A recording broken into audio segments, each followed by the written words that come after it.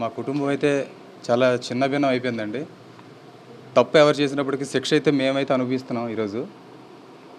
మా మా మదరు, మా అక్క, మా మేనగోళ్ళు, వారి భర్త మొత్తం నలుగురు ఒకే కుటుంబ సభ్యులయ్యి మా కుటుంబంలో నలుగురు ఒకేసారి కళ్ళ ముందు మాయమైపోయినట్టు అయిపోయారు. ఆ విషయాన్నైతే మేము ఎలా డైజెస్ట్ చేసుకోవాలో కూడా తెలియని పరిస్థితిలో మేమైతే ఉన్నాం ఈరోజు. కుటుంబం అంతా కనీసం ఏ రకంగా కూడా ఎలా బతుకుతున్నామో, ఎందుకు బతుకుతున్నామో కూడా అర్థం తెలియని పరిస్థితిలో ఈరోజు మేము ఉన్నాము. దానికి మేము చాలా బాధపడుతున్నామండి. జగన్ గారు ఈరోజు ఏదో ఈ రకంగా మాకు ఆ రోజు చెప్పిన విధంగా ఈరోజు మాకు దీని వరకు సాయం చేశారు. ఆయన మా కృతజ్ఞతలు తెలుపుతున్నాము మా తరపు నుంచి. మంచి నిర్ణయమేనండి. మా వరకు మాకు కావాల్సింది ఏంటంటే ఒకటే, ఇప్పుడు ఎవరు అనుకున్నా కూడా తిరిగి ఏదైనా కూడా తిరిగి తీసుకురాలేంది ఏంటంటే రెండు ఉన్నాయండి. ఒకటి సమయం తీసుకురాలేం, రెండు మనుషులు తీసుకురాలేం. ఈ రెండు వెనక మనం ఎంత నచ్చినా తీసుకురాలేం. దానికి ఏంటంటే ఇంత జరిగిన దానికి వీళ్ళకి కుటుంబాలకి ఏదో రకంగా సాయంగా ఉండాలని చెప్పేసి అన్నట్టుగా ఆయన అనౌన్స్ చేసింది అయితే కనుక మేమైతే స్వీకరిస్తున్నాము. ఆ విషయంలోనే అయితే కనుక ఆయన్ని మేము బాగా చేస్తున్నాం. అది అంటే అది ఏ రకంగా ఇంకా మేము చెప్పాలనేది పూర్తిగా దానికి అంటే ఒక అవుట్సోర్సింగ్ ఉద్యోగం ఇవ్వడానికి విధి విధానాలు ఏంటో, ఒక గవర్నమెంట్ ఉద్యోగం ఇవ్వాలంటే విధి విధానాలు ఏంటో దానికి సంబంధించి మాకైతే ఏ రకంగా పూర్తిగా విషయాలు తెలియవు కాబట్టి ఈరోజు మేము దాని గురించి ఎట్టి పరిస్థితుల్లో మేము మాట్లాడలేమండి. అయితే గవర్నమెంట్ ఈరోజు ఉన్నారు కాబట్టి వాళ్ళు దానికి ఏమైనా సాయం చేయగలిగితే మేము దాన్ని చేస్తాం. లేదు ఈ గవర్నమెంట్ ఏమీ చెయ్యదు అనేటువంటి పరిస్థితి ఏమైనా మనం ముందుకి మనకు తెలుస్తుంది కదండి. తెలియని రోజు మనం మాట్లాడితే దాని గురించి అనేది మనకు బాగుంటుందని నేను అనుకుంటున్నాను. గవర్నమెంట్ ఉద్యోగం ఇస్తే బాగానే ఉంటుంది కదండి. ఎందుకంటే ఈరోజు గవర్నమెంట్ మాకు 25 లక్షలు ఆల్రెడీ చెక్ ఇచ్చిందండి. ఇచ్చినా కూడా 25 లక్షలు ఈరోజు మనకి ఏమైనా అవసరాలు ఉండొచ్చు, అవి అప్పులు ఉండొచ్చు, లేకపోతే ఇంకొక అవసరాలు ఉండొచ్చు. అది మా దగ్గర వారం ఉండొచ్చు, నెల ఉండొచ్చు, లేకపోతే ఎన్ని రోజులు.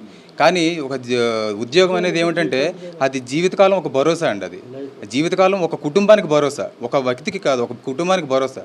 కాబట్టి ఏంటంటే అది మాకు గవర్నమెంట్ ఉద్యోగం అంటూ ఇస్తే అంతకంటే కృతజ్ఞత మాకు ఇంక వేరేగా ఏమి చెప్పలేమండి. మేము ఆ కృతజ్ఞత మేమైతే ఇప్పుడే తెలుపుకుంటున్నాం. అది ఇస్తే మేము ఖచ్చితంగా స్వీకరిస్తాము. కృష్ణ అండి నా పేరు.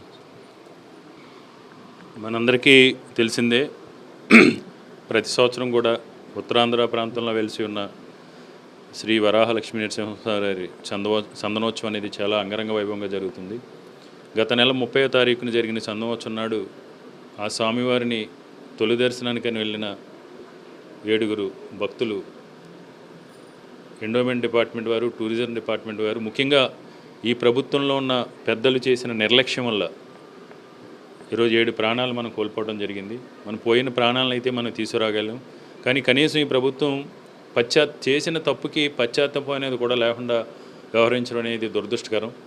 ఈ సంఘటన జరిగిన వెంటనే మాజీ ముఖ్యమంత్రి వర్యులు గౌరవనీయ శ్రీ వైఎస్ జగన్మోహన్ రెడ్డి గారు హుటాహుటిన విశాఖపట్నానికి విచ్చేసి ఆ కుటుంబాలని ఆ రోజు ఇద్దరిని కూడా పరామర్శించడంతో పాటు ఆ కుటుంబాలకు ఆయన ప్రగాఢ సానుభూతిని తెలియజేసి, గతంలో ఏ విధంగా అయితే ప్రభుత్వ తప్పిదాల వల్ల, ప్రభుత్వ నిర్లక్ష్యం వల్ల ఎవరైనా మరణం చెందితే ఏదైనా ఇండస్ట్రీస్లో కానీ జగన్మోహన్ రెడ్డి గారు ముఖ్యమంత్రిగా ఉన్నప్పుడు ఒక ప్రభుత్వ ఉద్యోగంతో పాటు ₹1 కోటి నష్టపరిహారాన్ని కూడా గతంలో ఇవ్వడం జరిగింది. దాన్ని ఆ రోజు ఎవరైతే నష్టపోయిన కుటుంబాలు ఉన్నాయో ఆ కుటుంబాల భవిష్యత్తుకి భరోసా ఉండటం కోసం ఆ రోజు వారు డిమాండ్ చేయడం జరిగింది. ఆ రోజు హడావుడిగా పోస్ట్ మార్టం చేసి వారికి ఏదో ప్రభుత్వ ఉద్యోగం ఇస్తామో 25 లక్షలు ఇస్తామని ఆ రోజు ప్రభుత్వం చెప్పడం జరిగింది. ఆ రోజు జగన్మోహన్ రెడ్డి గారు ఇక్కడ విచ్చేసినప్పుడు తప్పకుండా మీ తరపున మేము పోరాడతాం, ఒకవేళ వాళ్ళు ఇవ్వకపోతే మా మాట విని మా ప్రతిపక్ష వాయిస్గా వాళ్ళు కనుక స్పందించి ఇస్తే చాలా మంచిది, మీకు మేలు జరుగుతుంది, లేకపోతే రేపు వైఎస్ఆర్ కాంగ్రెస్ పార్టీ ప్రభుత్వం అధికారంలోకి వచ్చిన తర్వాత మీకు ₹1 కోటి కూడా అందజేయడంతో పాటు ప్రభుత్వ ఉద్యోగం ఇస్తామని జగన్మోహన్ రెడ్డి గారు చెప్పడం జరిగింది. అంతేకాకుండా మా అందరికీ కూడా జగన్మోహన్ రెడ్డి గారు ఆదేశించడం జరిగింది, ఆ కుటుంబాలకి ఏ విధంగా అయినా ఎలాంటి అవసరం వచ్చినా మీరు చేదోడు వాదోడుగా ఉండండి, వారికి ఒక భరోసాని ఇవ్వండి అని, మారల్ సపోర్ట్ ఇవ్వండి అని జగన్మోహన్ రెడ్డి గారు ఆదేశించడంతో పాటు చనిపోయిన ప్రతి కుటుంబానికి కూడా ₹2 లక్షల వైఎస్ఆర్ కాంగ్రెస్ పార్టీ తరఫు నుంచి జగన్మోహన్ రెడ్డి గారు ఆ రోజు ఇస్తామని చెప్పడం జరిగింది.